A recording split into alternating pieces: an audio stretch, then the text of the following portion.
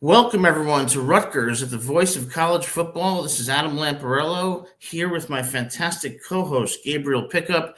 As you will see today, I am not appearing on the screen. No need to be alarmed. I know that you will miss me, but there's a technical difficulty with my screen that I have to fix. Hopefully, that'll get done shortly. He's not eating. I know that I did take Ethan Calicoman as avatar, which I think is appropriate. Given my general stature in the community. So we've got a quick but great show scheduled here for you today on transfer portal and NFL updates. We're first going to talk about Mohamed Toure. Then we're going to introduce you to a gentleman named Oliver Belote from Kent State. We're going to have some news on Jet Elon from UNLV. And, of course, we're going to end with NFL draft talk. So, Gabe, why don't you take us away with our first segment, Mohamed Toure? Yeah, I would have made you come on today with a blindfold on, but it's okay because you're having technical difficulties. And, it's a quick episode. I want you to suffer for longer, but it's okay. That's very upsetting. No, there's a time and a place. You'll have that blindfold on for Monday, right? I sure will. All right. So Mohamed Toure, man, I am upset. So we just got reports late Wednesday evening. Sorry, the NFL draft is on, so I'm just checking to see if any Scarlet Knights are going to go, which we'll talk about that later. So we just got reports late Wednesday evening that Mo Toure, who is the longest tenured Scarlet Knight, was going to be staying on the team. And I reached out to this man and invited him on the show, said, congrats, great decision, we'd love to have you on.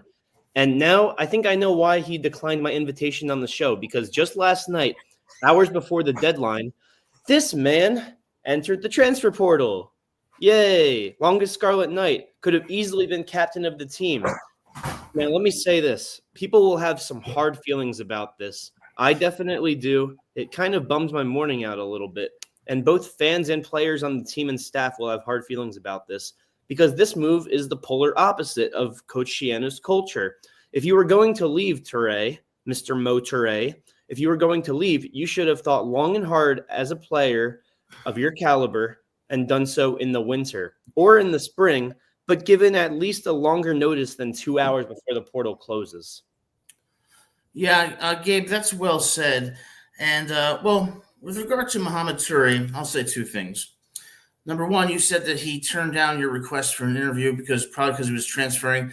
I'd submit that there are many reasons why he turned down your request for an interview, but I don't mean to get so salty this early and on a beautiful Saturday. Gabe, I think you hit the nail on the head, and it goes back to what I said a couple days ago. Shiano's trying to build a culture with people who are loyal to Rutgers, who want to be leaders at Rutgers after 4 years, and who believe in the program and its people. He didn't. Good riddance. Let's move forward. Yeah, I mean, I hate to say that Adam was right because if nothing changed, I would have held my head up high and correct, but I stand corrected. Everything you said about him and about this culture is true. It was red flags that he was posting that he was going to leave and then deciding not to leave. I guess I'm just used to watching the NFL and seeing players act a little sporadically. The Tyreek Hills of the world, the ABs of the world, and then on defense as a Jets fan, Jamal Adams. And I guess I was just used to that and forgot that it affects people on the field. It affects the culture of the team. It affects the staff, and it also affects the fans. And it was very disappointing to see that behavior. I was happy that it got rescinded because it seemed like he was staying. There were reports that he was staying, but then I guess he did yet another 180. Yeah, and I'll tell you, the audience should take notice. Gabe just said that I'm right. You will rarely hear any human say that because I'm rarely right. But as they say, a broken clock is right twice a day. Yeah. So let's move on to our next segment, Gabe. I'm gonna, why don't you start us off with this Oliver Belote? Who is he, and why do we care? Yeah, I thought we were going to have more to say about Toure, but I guess since we're both on the same argument, there's not much to say. We're both disappointed on this otherwise lovely Saturday afternoon. Totally agree. When it comes to, we got someone new. Now, it's not a wide linebacker, so we're still looking to fill that gap if we do. But we got someone new, and that's always exciting. Kent State D lineman Oliver. Now, I'm trying to figure out how to pronounce his last name still. It looks like he has a nice Italian mustache, so I'm saying Oliver Belote, but I might be wrong. He's joining the Scarlet Knights. Junior from Clearfield, Pennsylvania. Now, he had a really good 2023. He only had 1 sack, but he had 30 total tackles in 2023, 13 solo, which for a D lineman is sick, especially as an inner D lineman, which it looks like he is. But then 2024, it's a little bit of a regression year. He had 11 tackles in 2024, all assisted. And here's the thing that worries me about him and whether or not he's he's gold or diamond in the rough, or he's just another guy. 3-star prospect out of high school, 0-star transfer. So he could just be a roster spot, or maybe if he somehow taps into that 2023 season, he could be some more meat, which you've been looking for since we started this show in January, February. Absolutely. And I believe this gentleman came in as a 0-star. I'm sorry. Was he a 3-star recruit? Yeah. Yep. He's a 0-star transfer, suggesting that he may have regressed a bit. Do you put that much emphasis on these ratings? I do, Adam, because it's showing, honestly, when you think about it, right, when guys come in sick in high school, and this goes for the NBA too, I've noticed, but definitely in college football, when guys come in and then regress at the college level, what do you think they're going to do when they're upperclassmen and it's their time to shine and they have even more pressure? And that's what I'm afraid we're going to see from Biyote. I'd love for him to prove me wrong. And the invitation's open. If he wants to come on this show, we'd be more than welcoming of him, because that would be a fantastic time for him to tell the audience about himself and get Scarlet Nation hype. But yeah, I'm a little worried. We'd love to have you on the show to introduce yourself to our great fan base.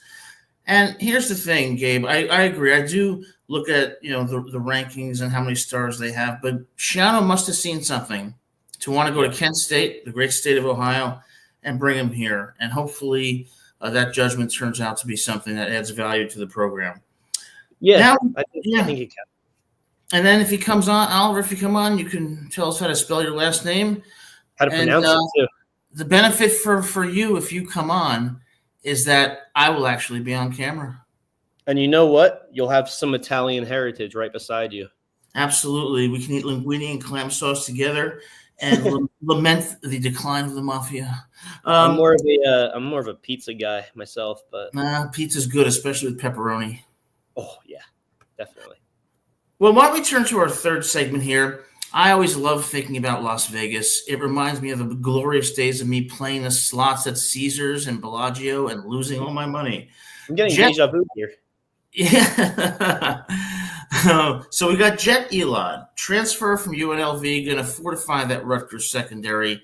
Yeah. But the NCAA was trying to come in and prohibit him from having an extra year of eligibility. So this led to a protracted litigation in federal court. Do you have any updates for us? Yeah, so he won his case. He's eligible, and Coach Shiano said it wasn't a big deal and that they had faith that he would win. But when it comes to NCAA eligibility, it's rare that players win in that scenario, and he was granted a victory. He's going to be a Scarlet Knight for this upcoming year, and it will be his last year in college football no matter what. But he's listed as a starter in the secondary, and coming in from UNLV, they're a solid football program, historically speaking, and they're on the rise too. So for him to leave there, come to the great state of New Jersey, I'm excited and can't wait to see what he brings. And, it's sort of a historical case too, because, a lot of big name companies were talking about it, a lot of big media sources, news sources, Adam Schefter of ESPN, he was talking about it on the ESPN. And I'm very excited because he is going to be an instant impact player. He's going to get some interceptions. He's going to get some pass deflections. He might get a sack or two, and he might win us a game or two. Yeah, I think you're right. And you just brought up a great, great point. When we talk about these transfers and them adding value to the program, if they can produce a few more good plays, if they can maybe stop Illinois on that fourth down from scoring, they can win us a game. Any single play can determine a game. And if these transfers like Elad can do that, those little things are going to turn into big things. So glad to hear that he won his court case. And essentially what happened is the federal court issued an injunction against the NCAA. An injunction is a legal remedy that basically tells someone you must do something or you must not do something. In this case, the injunction said you must allow him an extra year of eligibility, and that's great news. Go Scarlet Yeah. Knights. Do you know why the NCAA was trying to prohibit him? Was it the COVID year? Like, was it supposedly that it didn't affect his freshman year or something? It was, I haven't read it in great depth, but it was probably some dispute over his eligibility that came down to an interpretation of the eligibility rules. Yeah, I think so too. But Yeah. you know what? I'm happy he's aboard. Anyone that's going to fight that hard to be a Scarlet Knight is more than welcome on the team. That's right. Congratulations, Jet. We look forward to seeing you this fall. Now, Gabe, let's talk. So, our fourth and final segment, let's talk about the elephant in the room, the NFL draft, and some updates. What do you got for us? Yeah, so we can talk about this from a Scarlet Knight point of view or a national point of view. I'm going to start with the Scarlet Knight point of view, and it's a little pessimistic. The highest available position, and the NFL draft is going on right now, so this is slightly out of date at this point because, for example, Scatabo just went from Arizona State. So the highest available position coming into the day was Kyle Monangai, ranked as the 13th best available running back, but now 12th because Scatabo went, and maybe where did he go? He went to the Giants. Yes, I was hoping. Yes. Yep, he went to your New York Giants. Now, go blue. I love Scattaboo. Go blue. I will say, Scattaboo. What? I was a hater of Scattaboo until that one game where he was throwing up on the sideline and rushing for 200 yards, getting 3 touchdowns, whatever it was. That was crazy. Yeah, and they were a play away from winning that game. But yeah, I mean, so go Monangai blue, was go Scattaboo. Go blue. Go Scattaboo. Excuse me. I apologize. I should be on America's Got Talent. Oh, yeah, I'm sure they'll love you. So Monangai was ranked 13th rather, best available prospect. And I don't think we're going to see 13 running backs drafted today. Holland Pierce, see, coming in, I was like, you know what? He's ranked the 16th best available prospect. That doesn't sound great, but you think about how many or best available O-line prospect, I should say, at his position, which doesn't sound great, but everyone is fiending for protection. He might have the best chance of getting drafted, even though he's 13th to Monangai's 12th. What do you think? Or 16th to his 12th? It's hard to predict because I think with Scattaboo, as he showed that Texas game, he has some intangibles, namely heart, grit, and determination. That is very rare in a player. As far as how he compares athletically to Monangai, I don't think there's a tremendous difference. So I think the question right now is going to be, is Monangai a good fit for a particular team that has a need in areas where he can prove valuable? If that's true, I suspect it will probably be late rounds for Monangai. Do you think obviously it's never linear, right? Right. But so just because he's the 13th best doesn't mean that 12 guys will be taken before him. But it means in all likelihood that it could be, that's like the median, right? It could be 12 guys taken. It could be 15. I think you're 100% right. And I just think that NFL teams, I just think they look at Monangai as probably too small and with a 4.6 40, not fast enough, but we'll see.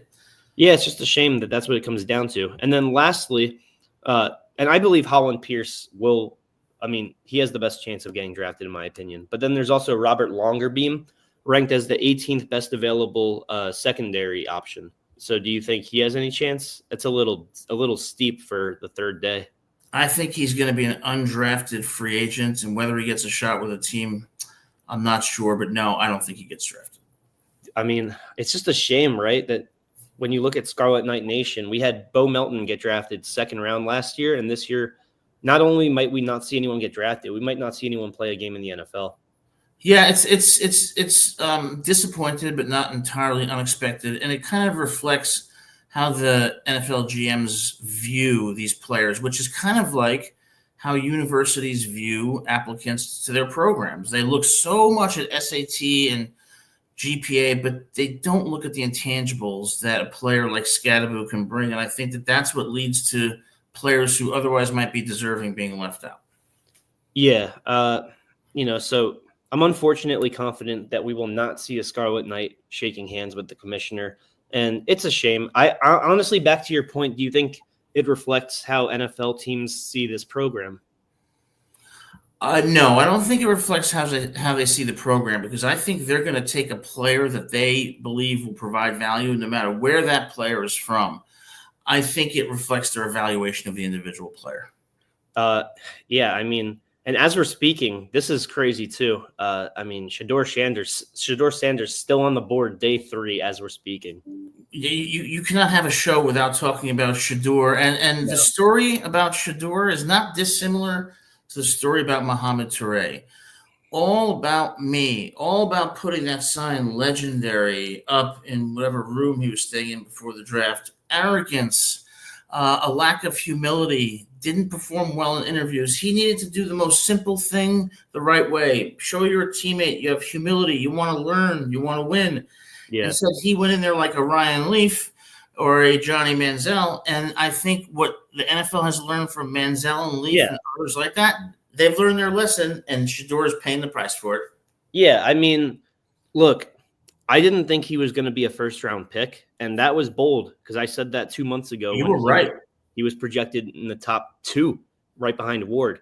But with that being said, did I think he'd be available in day 3? I'd be absolutely insane if I told you I did believe that.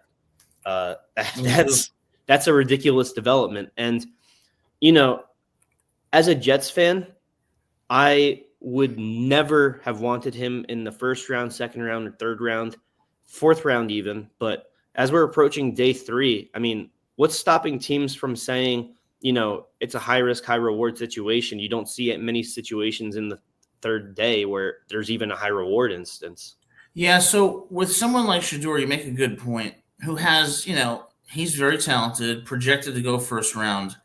When something this shocking happens, then there's something else at play that's uniting all the GMs, and that is toxicity, in my view. So in a situation like that, I don't think a team is going to want someone who even has a high upside, because their toxicity could destroy the team and far outweigh any benefit they provide. And you know what's kind of funny here? There was an update from Adam Schefter at 11:10 Eastern this morning, and I find it ironic. He says, Broncos head coach Sean Payton says, quote, "Beware if you snubbed Colorado quarterback Shador Sanders in the draft." Now, Sean, you know that saying, dudes who go to Subway be like, "My sandwich sucks. My brother, you made the sandwich." Have you heard that? Yeah, so I think that's kind of the situation here. So Broncos head coach says, beware if you snubbed Colorado quarterback Shador Sanders in the draft. Brother, you drafted Dylan Gabriel. So you are one of those people that quote unquote snubbed him if you believe that it was a snub. Yeah. Yeah. And let me ask you something about Gabriel. Isn't he like 5'10"? Yeah, he's 5'10", and he was a backup behind Bo Nix for several years, I believe, if I'm not mistaken. So what value does can a 5'10"? Well, I guess the value is that they went undefeated in the regular season. And, Oregon's a great football program, but you hardly ever see that, an undefeated season. Yeah. My only question is, can someone who's 5'10" play quarterback? Yes, I think so. And how tall is Kyler Murray? I think he is 5'10", but Bryce Young is 5'9". And Bryce Young, I think, has a higher ceiling. Yeah, I actually I don't want to say I met Bryce Young once, but I was at the hotel that Alabama stays at before home games, and he was just walking into the door, and I said, "Hey, Bryce, good luck." And he said, "Thanks a lot." I was stunned at how normal he looked. Yeah, they're both 5'10". I just looked it up. So 5'10" is fine. It's definitely a red flag, but it's not a white flag. Do you think him being left-handed, do left-handed quarterbacks have any advantage in the NFL? Advantage? I would say no, because you look at the pass rushers. They're the best ones are mostly on the right side, aside from guys like Cam Hayward and whatever. But like the right side has the Myles Garretts, the TJ Watts, the Max Crosbys. Like that's the side that you don't want to be your blind side. Yeah. Well, listen, Gabe, it's going to be an exciting afternoon for sure, and we're going to be coming back on Monday evening at 7 a.m. for more NFL and Rutgers updates. Yes. But we would be remiss if we didn't end the show by saying that we had a competition between me and Gabe. Who would be the top 5 in the draft? And Gabe came out as the victor, meaning that on our next show, I will be wearing a blindfold. However, I will say there is mounting evidence coming out of the draft that the selections were rigged to enable Gabe to win. Yep. I will continue investigating. See, if it went down to how far off we were, you would have won because Will Johnson went in the second round. But it didn't go based off that. It went on how many correct picks we had. So I will take that win and move on with it. You had 4, right? I had the first 4 correct, and I was this close to taking Mason Graham, but I decided against my logic and said there hasn't been a corner taken. Will Johnson will be the guy. I did not know that his combine and injury history weighed that much amongst GMs. Yeah, I've heard injury history is a huge red flag. But look, I had 3, and Ashton Genty was at 6. I had him in top 5, and like the story of my life, always just a little bit off. So we hope you guys enjoyed the show. If you liked it, please hit that like and subscribe button. We're looking forward to a special show on Monday at 7 p.m. Hope to see you there. As always, with my host, Gabriel Pickup, go Scarlet Knights. Go Scarlet Knights.